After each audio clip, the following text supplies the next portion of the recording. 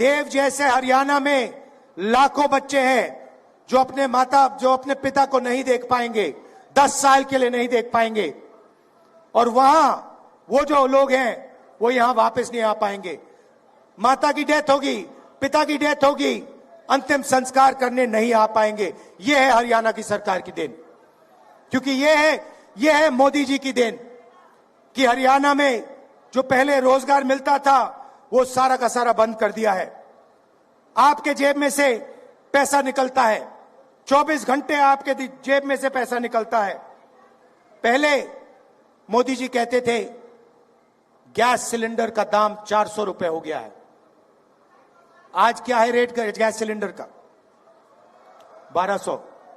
मोदी जी भाषण में कहते हैं कि मेरी सरकार में 1200 रुपए का रेट हो गया है, नहीं कहते। हमारी सरकार आएगी, लिख के ले लो, 1200 रुपए वाला सिलेंडर 500 रुपए का आपको मिलेगा। मतलब 700 रुपए जो आज आप गैस सिलेंडर में एक्स्ट्रा दे रहे हो, वो 700 रुपए हम आपके जेब में, आपके बैंक अकाउंट में वापस डालेंगे। 2000 रुपए हर महीना, पहली तारीख को हर महीना हरियाणा के महिलाओं के बैंक अकाउंट में मिलेगा।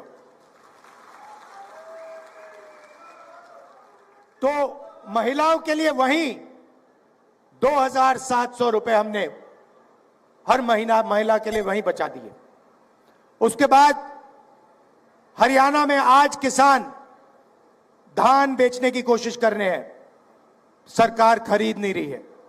और हरियाणा के सारे किसान जानते हैं कि हरियाणा में उन्हें धान के लिए, गेहूं के लिए, शुगर केन के लिए सही दाम नहीं मिलता है।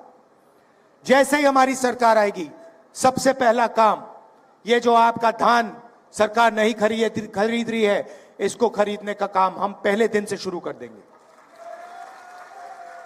और गारंटी करके हरियाणा के किसानों को हम मिनिमम सपोर्ट प्राइस देने जा रहे हैं।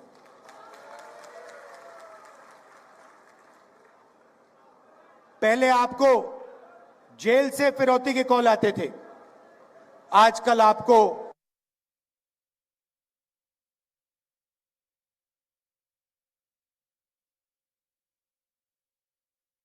चुनाव प्रचार का दौर जो है वो देखने को मिल रहा है और इसी कड़ी में सोनीपत पहुंचे हुए हैं राहुल गांधी और जबरदस्त समर्थन मिलने का दावा लगातार किया जा रहा है।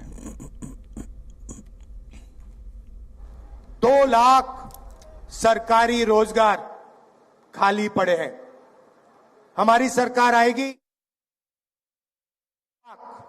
सरकारी रोजगार आपके हवाले हम कर देंगे, हरियाणा के युवाओं को हम दे देंगे। और ये जो रोजगार हैं, 2 लाख जो हैं, ये 36 बरादरी के लोगों को जाएंगे। ये किसी एक कम्युनिटी को नहीं जाएंगे, किसी एक वर्ग को नहीं जाएंगे। हरियाणा के 36 बरादरी के युवाओं को ये 2 लाख रोजगार न्याय के साथ, समानता के साथ बांटे जाएंगे। गरीबों के लिए 100 गज के प्लॉट और 3.5 लाख रुपए 2 बेडरूम के घर के लिए, और 300 यूनिट फ्री बिजली, और राजस्थान जैसा 25 लाख का बीमा, हेल्थ केयर का बीमा योजना आपको मिलेगा। देखिए, ये संविधान है, इसको अच्छी तरह देखिए। जो भी हिंदुस्तान के गरीब लोगों को मिला है, दलितों को, किसानों को, पिछड़ों को, जो भी मिला है आज तक, वो इसके कारण मिला है। अगर राजनेता, हमारे जैसे लोग आपके लिए काम कर सकते हैं, तो उसका कारण यह है। और बीजेपी 24 घंटा इस पर आक्रमण करती है। आपको बताते नहीं है। मगर जब आरएसएस के लोग हिंदुस्तान की संस्थाओं में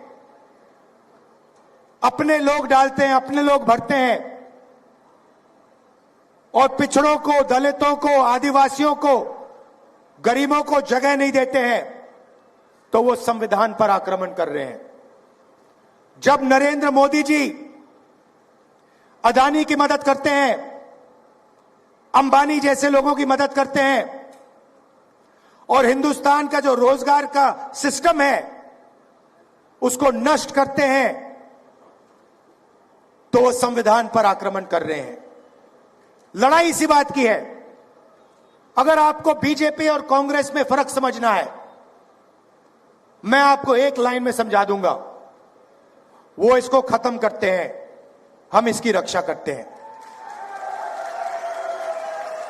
आप देखिए, संविधान में लिखा है कि हिंदुस्तान के सब नागरिक एक जैसे हैं, समान हैं, सबको एक वोट मिलना चाहिए। उसका मतलब है कि अगर आप इकोनॉमिक पॉलिसी बनाओ तो देश की जनता के लिए पॉलिसी बनाओ। जब नरेंद्र मोदी 16 लाख करोड़ रुपए अरबपतियों, 25 अरबपतियों के माफ करते हैं और किसानों का कर्जा माफ नहीं करते हैं, स्टूडेंट्स का कर्जा माफ नहीं करते हैं, माताओं बहनों का कर्जा माफ नहीं करते हैं, तो वो इस संविधान पर आक्रमण कर रहे हैं। सीधी सी बात है। जब नरेंद्र मोदी अदानी जी को मदद करने के लिए 3 काले कानून लाते हैं, किसानों की जिंदगी खत्म करने के लिए कानून लाते हैं, तो वो संविधान पर आक्रमण कर रहे हैं। जब नरेंद्र मोदी जी का चेहरा आपको 24 घंटा टीवी पे दिखता है, अदानी अंबानी की मीडिया जब 24 घंटा उनका चेहरा आपको दिखाते हैं, तो आपको पता लग जाना चाहिए कि इस संविधान पर आक्रमण हो रहा है। आपने कभी मीडिया में किसान का चेहरा देखा है, मजदूर का चेहरा देखा है, गरीब कारीगर का चेहरा देखा है? ना। क्यों नहीं?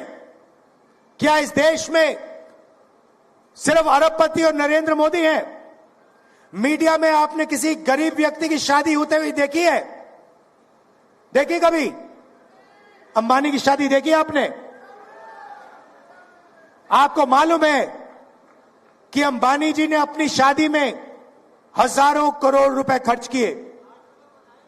ये किसका पैसा है?